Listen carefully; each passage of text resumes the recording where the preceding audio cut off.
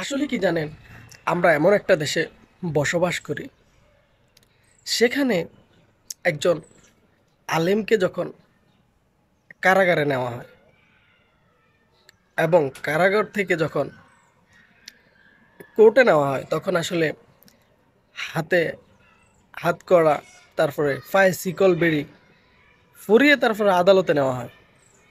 একটা মুসলিম দেশ হিসেবে এটা কোনোভাবেই কাম্য নয়।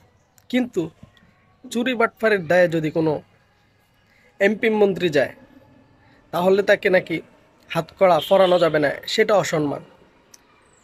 সাবেক আওয়ামী লীগের নৌ পরিবহন মন্ত্রী শাহজাহান খান বলেছে, হাতকড়া পরিয়ে আমাদেরকে অসম্মান করবেন না। আমরা কি অসম্মানিত লোক নাকি?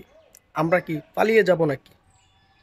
তাহলে আল্লামা মামুনুল হককে যখন আসলে হাতকড়া এবং পায়ে শিকল বেড়ি পরিয়ে আদালতে নেওয়া হয়, তখন কি মানুষ দেখে নাই? তখন কি তাকে অসম্মান করা হয়নি? তিনি কি কোনো চুরির দায়ে অথবা কোনো আহ, আসলে খুন, নারী নির্যাতন এইরকম কোনো কারণে তো তিনি আসলে অ্যারেস্ট হন নাই। তাকে সাজানো মামলায় আসলে অ্যারেস্ট করানো হয়েছে। তাহলে এটা অসম্মান কেন হবে?